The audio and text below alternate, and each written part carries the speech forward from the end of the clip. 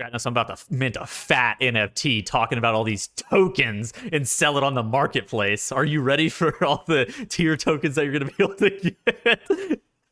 This, this may be our dumbest open yet, but yeah, this is a big blue post that's just come out about the tier system and a pretty big change to how all the loot drops. The big news at the top is the kind of the nerf, and then the rest of it is talking about the new system. So on PTR, when you killed a mythic boss, you would get 4 pieces of regular loot and 4 pieces of tier loot.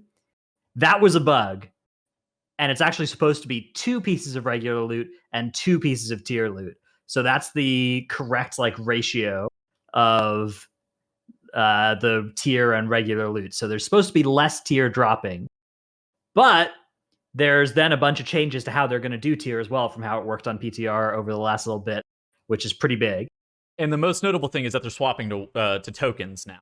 And that's actually an absolutely massive change. So for most guilds, this is going to be great news. So for most guilds, you're going to be able to trade loot a lot easier, because before, with how the system was going to work, you had to have characters of that class and already have that prerequisite like item level in that slot for you to be able to trade any of the tier. And it kind of made sense that there was 4 pieces dropping, because it was going to be so difficult to trade. But now with them swapping to tokens, I think that tokens make a lot more sense. And personally, I think that this is like a really good way moving forward. Now the question comes down to, which token system are they going to use? Are they going to use the Nathria tokens, or are they going to use the old legacy token system? Yeah, so you're referring to the like you're just talking about the different groupings of classes to tokens. Correct. Right? Yeah, I mean, first of all, they haven't said anything about anything, right? Yeah. Are there even going to be class groupings? Are tokens going to drop as, protector's shoulder token? Will it just drop as shoulder token or protector token or token? All of these are still open questions that are remaining to be answered. But yeah, the way it used to work with tier tokens was that you would get like protector's shoulder token, right? So it was like 3 different classes were in the protector tier, and any of them could use that token to get a shoulder piece, right? That's probably the most likely, I guess, default for how this is probably going to work. But it's worth noting they haven't really given any specifics about it. Yeah, so in the past, Conquerors was Pally, Priest, Warlock, Demon Hunter. Protectors was Warrior, Hunter, Shaman, Monk, and then Vanquisher was Rogue, DK, Mage, Druid.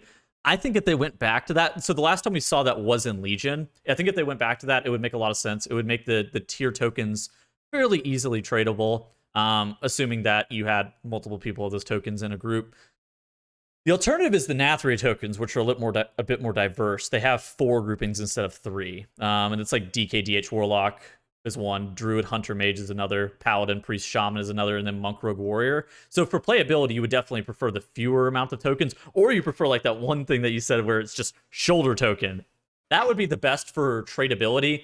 I don't think that that's going to happen personally. I think that we're more likely than not, if I had to put money on it, I think that we're probably going back to like the Conqueror's, Protector, Vanquisher tokens, because this is kind of how tier's always been. Not necessarily that it can't be changed for the better. It's just kind of how it's always been, though. Yeah, that's definitely the... I mean, it's been so long, though. I think it could be a time for them to rethink how they want to do it, or just if they want to like move which classes are in which. Definitely still an important question. You mentioned another word there, trade, which is another huge question mark about how the system is going to work. Let me propose a couple of different questions about how tier might work. First off, if I just have a 252 non-tier shoulder piece, can I trade a 252 tier shoulder piece? If yes, then that will probably encourage a lot of like alt runs or split runs to be able to trade from alts that have 252 gear from last patch to trade normal gear to mains, which would be that's kind of already was going to happen with the way the old system was probably going to work. So that would preserve that downside. Or will it be a case of you already need to have tier to be able to trade tier? If that's the case, how about item levels there? Because if I have normal tier, can I trade heroic tier? Right? And if the answer to that is no, yeah, should you be able to? Because traditionally with personal loot, the answer to that is no, right? You need the higher item level piece. But if I have normal tier, heroic tier for me represents 100 DPS, right? But if it would make 4 set for somebody else, that represents like 1,000 DPS for them. So Yeah, and one of the worst feelings for me with the current loot system is whenever there is a case of I can't trade this 50 DPS upgrade for me that is a huge DPS upgrade for somebody else. So that is something that I think would be I would be in favor of that being more open and tradable.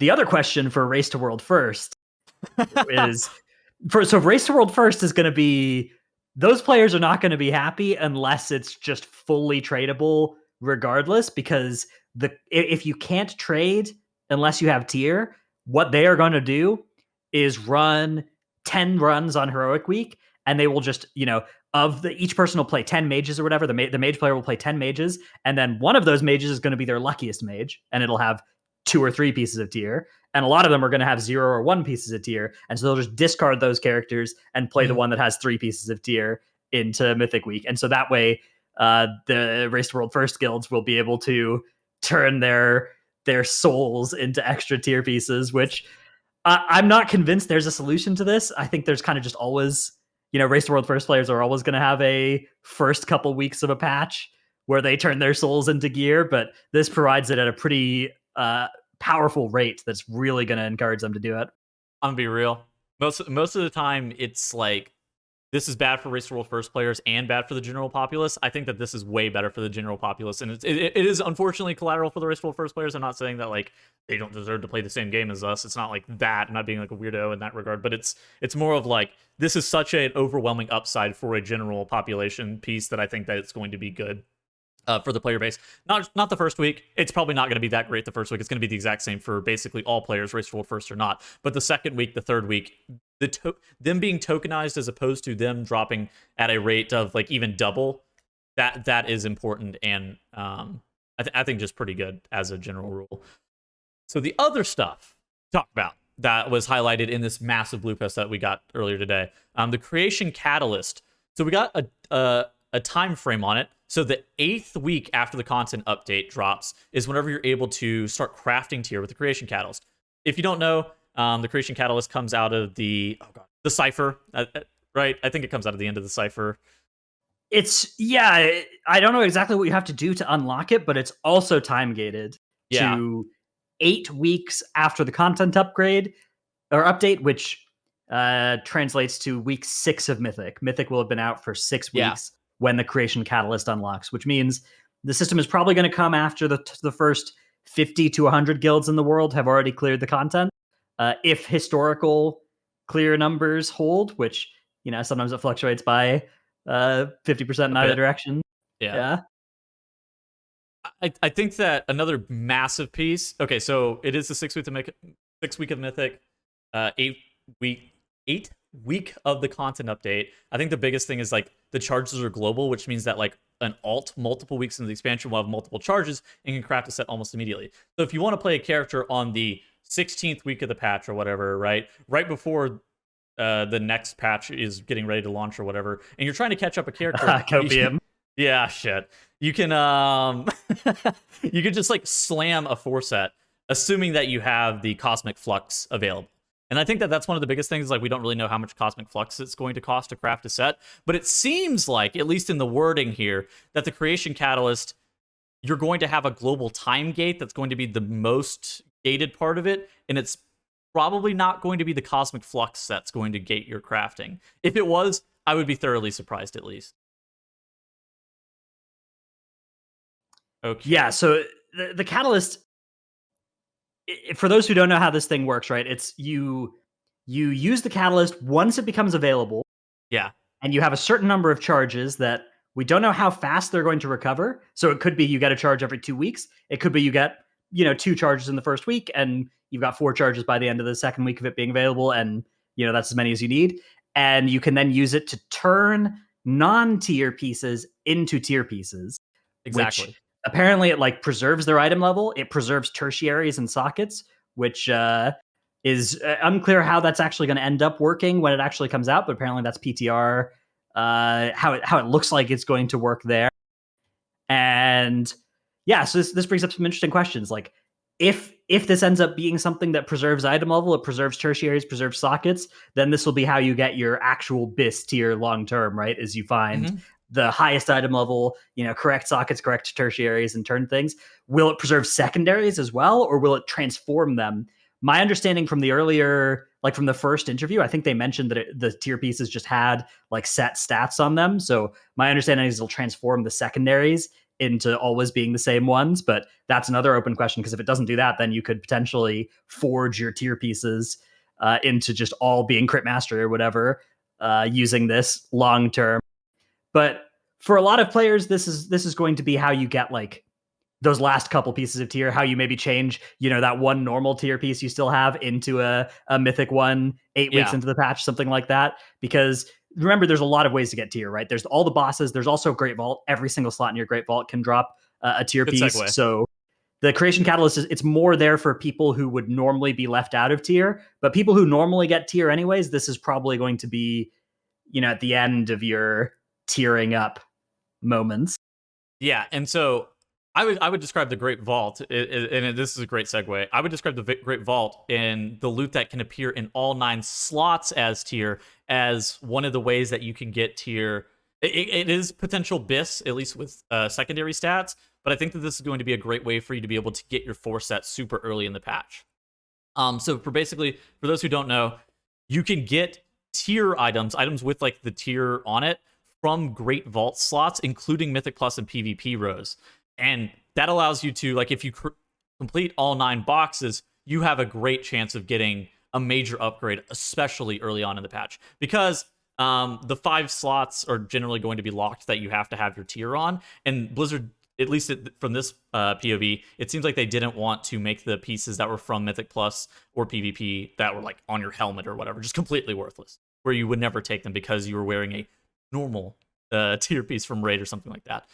I guess the downside is that it'll be a little bit harder to get a max item level Mythic Plus trinket, but for me, this is a risk I'm willing to take.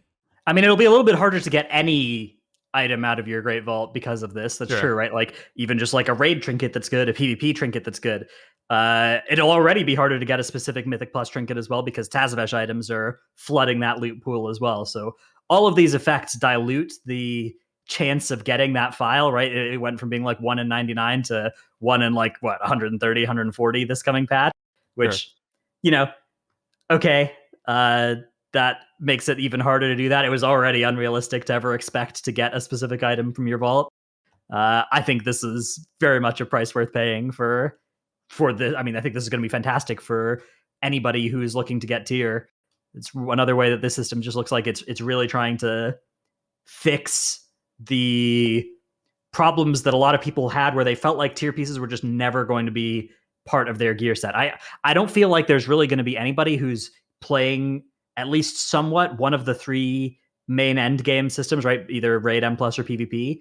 I feel like all the players that are doing at least some of that, right? At least opening some Great Vault slots each week should expect to have tier this patch, which wasn't the case back in Legion, right? In Legion, if you were a player that just did some keys each week, you'd never expected to get tier, right? It was a case of like, man, I have to find a way into multiple heroic clears or something like that to get tier. And that is this patch not going to be like that. This patch, even if you're not doing any of that, you can do it with the creation catalyst, perhaps. Although it is worth noting that the catalyst, you do have to find a base piece to empower. Although I think you can just do it with like world reward gear from Zereth Mortis. It'll be low item level, but I think you can even make that into tier even if you're just doing outdoor world content. Also, for the creation catalyst, it says that it has charges that are global, which is like it reads as a good thing, but we don't necessarily know how long the charges are going to have cooldown wise. Is it like a 1 month recharge? It could be, right? It's probably a week. Yeah, it's interesting because like I don't know, you probably only need to use the catalyst 1 or 2 times if you've been collecting tier from anywhere else. But yeah, the question is like if you're only using the catalyst, how long is it going to take?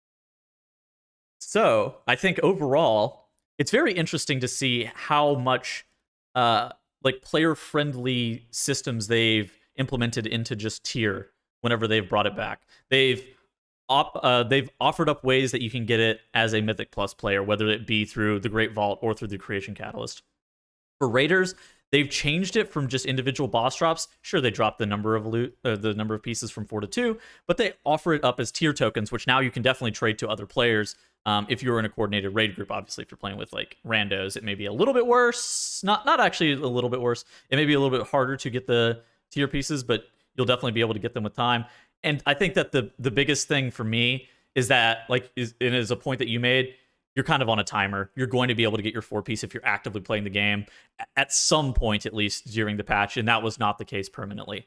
So for me, overall, this system is incredibly good. I think Blizzard is making a lot of incredible steps in the right direction for how to allow players to gear with systems like tier. And I think that, for me, a lot of the tier sets look super fun to play.